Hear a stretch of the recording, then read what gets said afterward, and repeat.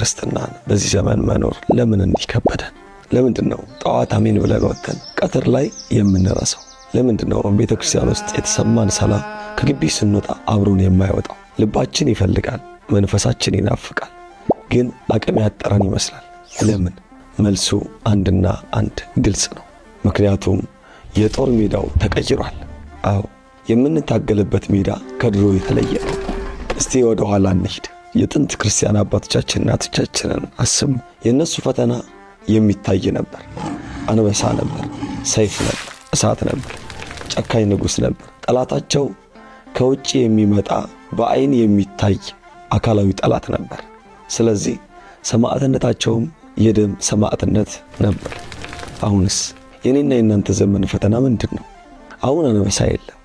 አሁን ስለ እምነት ወደ እሳት የሚወረውር ንጉሥ ወይም ክርስቶስን ካድ እያለ በአደባባይ እሳት አቀጣጥሎ እንደነ ዱዲያኖስ እንደነ ዲዮቅልጥያኖስ እንደሌሎቹም ብዙ ክርስቲያኖችን ያረዱ ነገስታትን የመሰለ ወደ እሳት የሚወረውር የለም። ነጻነት አለ።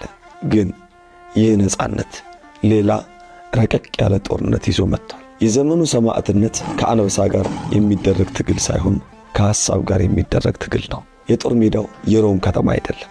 የጦር ሜዳው በራሳችን አእምሮ ውስጥ ነው። የዘመኑ አረማዊ ንጉሥ የሰው አካል የሚቆራረጥ ዲዮቅልጥያኖስ አይደለም። የዘመኑ ንጉሥ የሰውን አእምሮ የሚቆራረጥ የሰውን ትኩረት የሚበትን ዲስትራክሽን ወይም ግርግር ይባላል። ወዳጄ ይህንን ልብ ብለህ ስማኝ። ዛሬ ላይ ሰይጣን ሰውን ከእግዚአብሔር ለመነጠል የግድ ታላቅ ኃጢአት እንዲሰራ ማድረግ አይጠበቅበትም። እጁን በደም አካሉን በዝሙት ማርከስ ብቻ አይደለም ስልቱ። የዚህ ዘመን የሰይጣን ስልት በጣም ረቀቅ ያለ ነው። አንተን ሲኦል ለማውረድ ክፉ ሰው ማድረግ አይጠበቅበትም። ብቻ ቢዚ ማድረግ በቂው ነው። በሥራ ተጠምደ፣ በመረጃ ተውጠ፣ በወሬ ተከበ፣ በቴክኖሎጂ ተወጠረ ፈጣሪን እንድትረሳ ማድረግ ከተቻለ ለእርሱ በቂው ነው። አንድ ጸሐፊ አንድ ድንቅ ንግግር አለው። ሰይጣን ጫጫታን ይወዳል፣ ምክንያቱም ጫጫታ ባለበት የእግዚአብሔር ድምፅ አይሰማም። እስቲ ራስን ተመልከት። እስቲ ሕይወታችንን ፈትሽ። ስልካችን ይጮሃል፣ ቴሌቪዥኑ ይጮሃል፣ መንገዱ ይጮሃል፣ ጓደኛ ያወራል፣ የውስጥ ሐሳብ ይጮሃል። በእነዚህ ሁሉ ግርግር ውስጥ እንዴት ነው የቅዱስ ገብርኤልን ብስራት የምንሰማው? እንዴት ነው ሕሊናችንን የምናዳምጠው? አያችሁ፣ የዘመኑ ጦርነት የአቴንሽን ወይም የትኩረት ጦርነት ነው። ማንነትን የሚሰርቀው ሰይፍ አይደለም። ማንነትን የሚሰርቀው የሶሻል ሚዲያ ስክሪን ነው። ወጣትነት የኃይል ዘመን ነው፣ የጉብዝና ዘመን ነው። ተራራ የሚያህል ጉልበት አለን፣ ግን አይምሮአችን በሌላ ነገር ከተጠለፈ ይህ ጉልበት ይባክናል። ሞተሩ እየሰራ ነው፣ ግን መኪናው አይሄድም። አንዴ ኒውትራል እንደሆነ መኪና ጩኸት አለ፣ ጉልበት አለ፣ ግን እንቅስቃሴ የለም። ብዙዎቻችን እንደዚህ ሆነናል። መንፈሳዊ ሕይወታችን ቆሟል፣ ምክንያቱም አይምሮአችን ተጠልፏል። ስለዚህ ዛሬ የምናየው ይህንን ነው። እንዴት እንመለስ? የአይምሮአችንን ሰላም የሚሰርቀውን ይህንን የዲጂታል ዓለም ጩኸት እንዴት ጸጥ እናሰኘው? በዚህ የግርግር ዓለም ውስጥ እንዴት ነው የረጋ ማንነት የሚኖረን? እንዴትስ ነው ከማዕበሉ በላይ ተራምደን የራሳችንን ማንነት የምንቆጣጠረው? ዛሬ በጉብዝና ወራት በክፍል 5 ይህንን ወሳኝ ውይይት ነጥብ በነጥብ እናያለን። ለቀጣይ ደቂቃዎች ስልካችሁን ጸጥ አድርጋችሁ ልባችሁን ከፍታችሁ ወደ ውስጥ ወደ ራሳችሁ እንድትመለከቱ በፍቅር እጋብዛለሁ። ወዳጆቼ ይህ ጉዳይ እንዲሁ በቀላሉ የምናየው የስነ ልቦና ጉዳይ ብቻ አይደለም። ይህ ጉዳይ የህልውና ጉዳይ ነው። የመኖርና ያለመኖር ጉዳይ ነው። አስተውላችሁ ከሆነ በቤተክርስቲያናችን በየቅዳሴው ሁልጊዜ ስንሰማ ዲያቆኑ በታላቅ ድምፅ በዜማ እንዲህ ይላል፣ ተንሥኡ ለጸሎት ይላል። ለምንድነው ተንሥኡ የሚለን? ወይም ደግሞ ተነሱ፣ ንቁ፣ ቁሙ የሚለን? ለምንድነው ተኙ ወይም አርፋችሁ ተቀመጡ የማይለን? ለምንድነው? ምክንያቱም ጠላት አይተኛም። ምክንያቱም የምንኖረው በጦርነት ቀጠና ውስጥ ነው።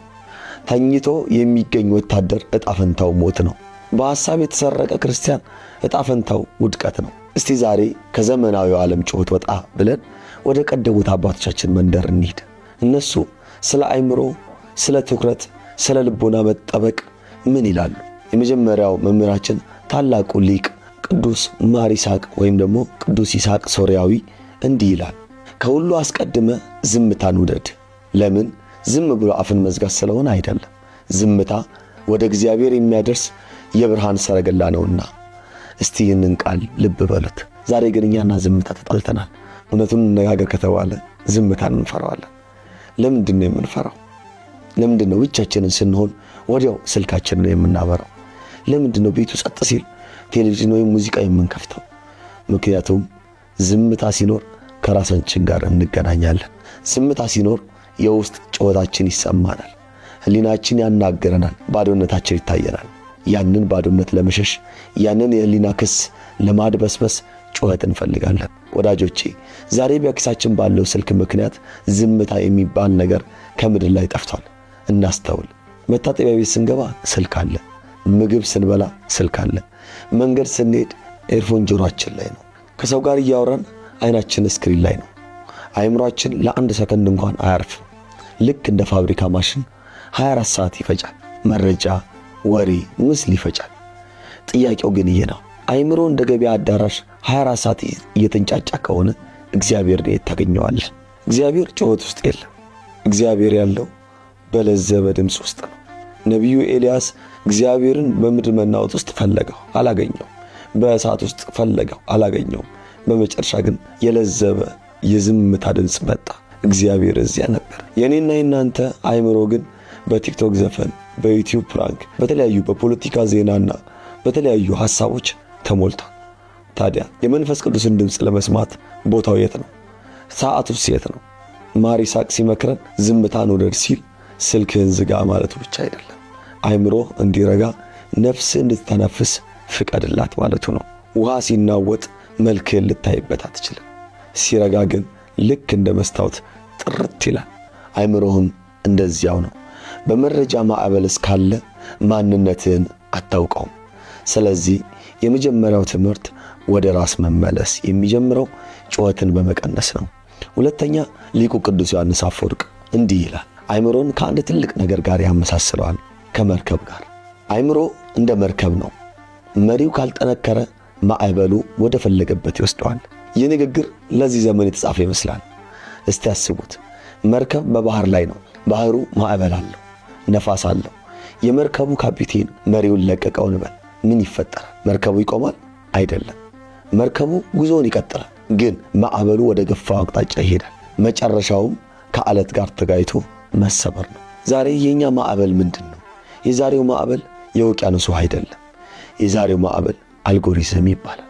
የፌስቡክ፣ የዩቲዩብ፣ የቲክቶክ፣ የኢንስታግራም አልጎሪዝም። እነዚህ አልጎሪዝሞች የተሰሩት አንድ ዓላማ አላቸው። የኛን ትኩረት ማማለል እና በዛ ማዕበል ውስጥ ጠምዶ መያዝ። ጠዋት ስልክን ስትከፍት ይህንን ቪዲዮ አያለው ብለ አይደለም የምትገባው። ማዕበሉ ያመጣልን አንተ ታያለህ። ቀጥሎ ሌላ ያመጣልሃል፣ አንተም ታያለህ። አስተውላችኋል? ቲክቶክ ላይ ገብታችሁ ወይ 3 ሰዓት ሞላኝ እንዴ ብላችሁ ስትደነግጡ ያ 3 ሰዓት ማን ወሰደው? አንተን የወሰንከው ወይስ ማዕበሉ ወሰደ? ቅዱስ ዮሐንስ አፈወርቅም የሚለው ይህንን ነው። የሕይወትህ መሪ የራስ የመወሰን አቅም ነው። ዛሬ ብዙዎቻችን የመወሰን አቅማችንን ለሲሊኮን ቫሊ ኢንጂነሮች አሳልፈን ሰጥተናል። ዛሬ የምታየው ቪዲዮ ነገ የምታስበውን ይወስነዋል። ነገ የምታስበው ነገር የወደፊት ማንነትን ይቀርጸዋል። አንተን እየሰራ ያለው አንተ ራስህ ነህ ወይስ የሶሻል ሚዲያ ትሬንድ? መርከቡ የተንሳፈፈ ነው፣ ግን ወዴት? ወደ ሰላም ወደብ ወይስ ወደ ጭንቀትና ድብርት ገደል? መሪውን ጨብጥ። ማዕበል ወይም አልጎሪዝሙ ይጮህ ይሆናል። ይሄ አዲስ ነው፣ ይሄን ካላየ ፋራ ነህ ይልህ ይሆናል። የመርከቡ አዛዥ ግን አንተ ነህ። አላይም የማለት ስልጣን አለ፣ አልሰማም የማለትም መብት አለ። መሪውን የለቀቀ መርከብ ዕቃ እንጂ መርከብ አይባልም። አይምሮውንም መምራት ካቆምክ የመረጃዎች ማጠራቀሚያ ገንዳ ነው የምትሆነው። ጠቢቡ ሰለሞን እንደዚህ ይላል በመጽሐፈ ምሳሌ ምዕራፍ 4 ላይ እንዲህ የሚል ትእዛዝ ለኛ ያስተላልፍልናል። ልጄ ሆይ አጥብቀ ልብህን ጠብቅ፣ የሕይወት መውጫ ከርሱ ነውና ይላል። ልብን በርስቲላችንም ገንዘብህን ጠብቅ አላለም። ወርቅህን ጠብቅ አላለም። ክብርህንም ጠብቅ አላለም። ልብህን ጠብቅ አለ። ለምን? ምክንያቱም የሕይወት መውጫ እሱ ስለሆነ።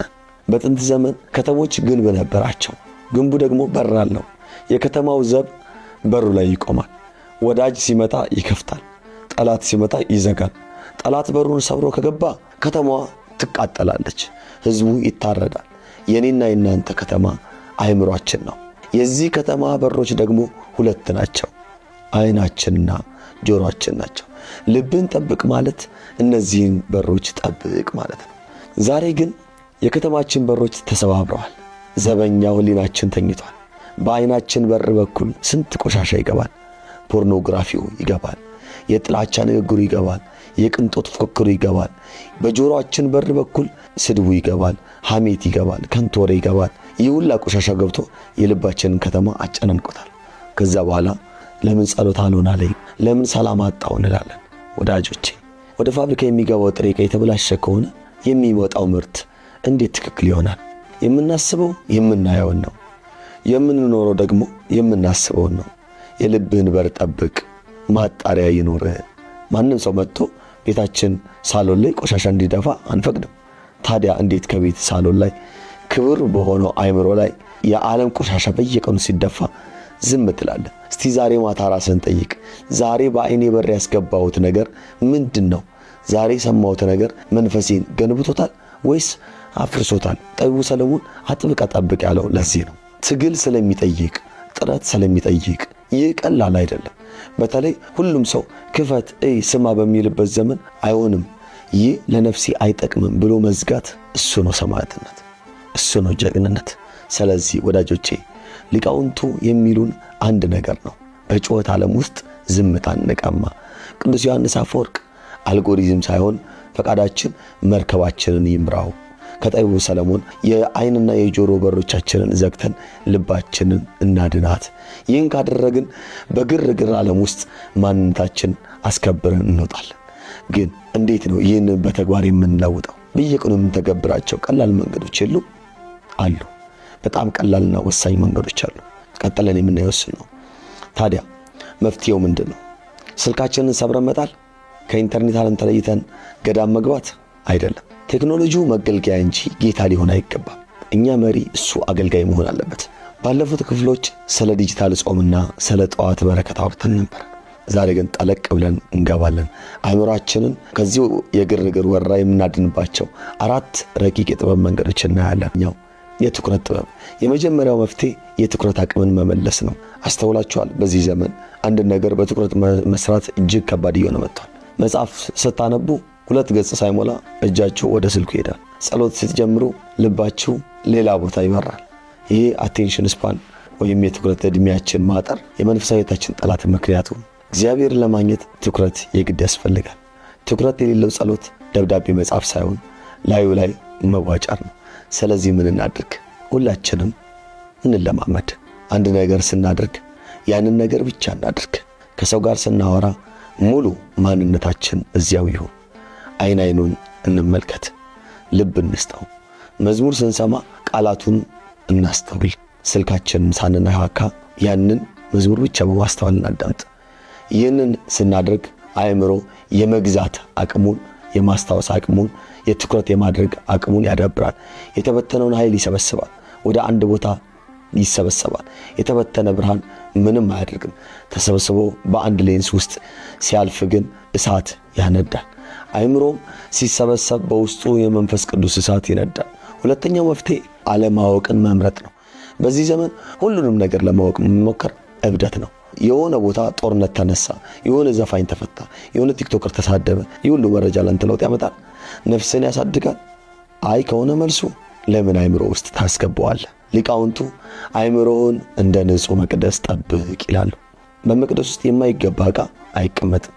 ዛሬ ጀግንነት ሁሉንም ነገር ማወቅ ሳይሆን የማይጠቅሙ መረጃዎችን አላውቅም፣ አያገባኝም ብሎ ማለፍ ነው።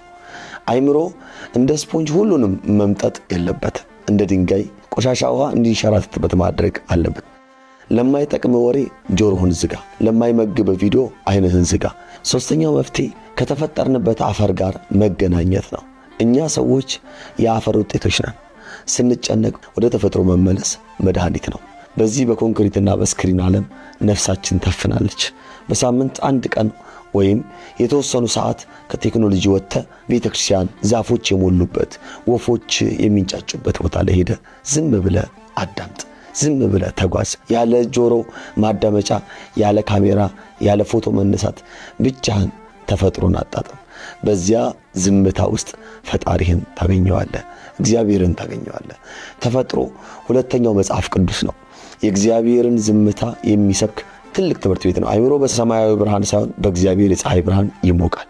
ያኔ በውስጥ ያለው ጭንቀት ቀስ እያለ ይተናል፣ ጭጋጉ ይገፈፋል። አራተኛውና ወሳኙ መፍትሄ የተሰጠህን መክሊት መጠቀም ነው። ዛሬ ወጣቱ ተመልካች ሆኗል። የሰው ሕይወት ተመልካች፣ የሰው ስኬት ተመልካች፣ የሰው ስተት ተመልካች። 24 ሰዓት ላይ ስክሪን ላይ እያፈጠጥን የሰው ታሪክ ስናይ የራሳችንን ታሪክ ሳንጽፍ እናልፋለን። እግዚአብሔር አንተን የፈጠረ እኔን የፈጠረኝ የሰው ሕይወት ላይ እንዳተኩርና ላይክ እንዳድርግ ሳይሆን የራሴን ታሪክ እንድጽፍ፣ የራስህን መክሊት እንድታወጣ፣ አእምሮውን በሥራ እንድትጠምደው፣ ለዲያብሎስ ዝግ እንድታደርገው፣ ለዲያብሎስ ቦታ እንድታሳጣው።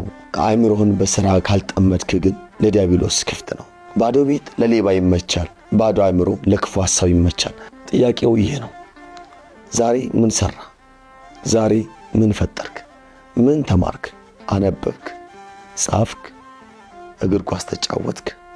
የሆነ ሙያ ተለማመድክ? ቤተክርስቲያንህን አገለገልክ? በሥራና በፈጠራ የተጠመደ አእምሮ ለግርግር ዓለም ቦታ የለውም። ወጣትነትህ በስክሮል እንዲያልቅ አትፍቀድ። ማንነትህን የምታገኘው ስክሪን ውስጥ ሳይሆን በምትሰራው ተግባር ውስጥ ነው። እነዚህን አራቱን መንገዶች ትኩረትን ማሰልጠን፣ የማይጠቅም መረጃን መተው፣ በተፈጥሮ ዝምታ ውስጥ መረጋጋትና በመክሊት መስራት፣ እነዚህ ናቸው። በግርግር ዓለም ውስጥ ማንነትን የሚጠብቁልህ ይህ ቀላል አይደለም፣ ትልቅ ትግል ነው። ግን አስታውስ፣ አንተ የተፈጠርከው እኔ የተፈጠርኩት የአልጎሪዝም ባሪያ ወይም የዓለም ባሪያ እንድትሆን ሳይሆን የእግዚአብሔር ልጅ እንድትሆን ነው። መሪውን ጨብጥ፣ አእምሮህን ጠብቅ፣ ያኔ ሕይወት ይጠበቃል። ወዳጆቼ እስካሁን ያወራነው ስለ ቴክኖሎጂ ብቻ አይደለም፣ ስለ አእምሮ ሳይንስም ብቻ አይደለም። ያወራነው ስለ ነፍሳችን ነጻነትም ነው። አንድ እውነት ልንገራችሁ፣ በዚህ ሰዓት በዚህ ደቂቃ ታላቅ ጦርነት እየተካሄደ ነው። ይህ ጦርነት በድንበር ላይ አይደለም፣ በመሳሪያም አይካሄድም።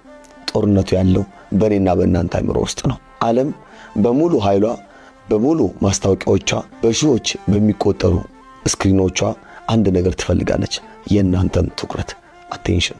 ትኩረታችንን ካገኘች ልባችንን ታገኛለች። ልባችንን ካገኘች ማንነታችን ትሰርቀናለች። ስለዚህ የዓለም ባሪያ ወይስ የእግዚአብሔር ልጅ መሆን ይሻላል?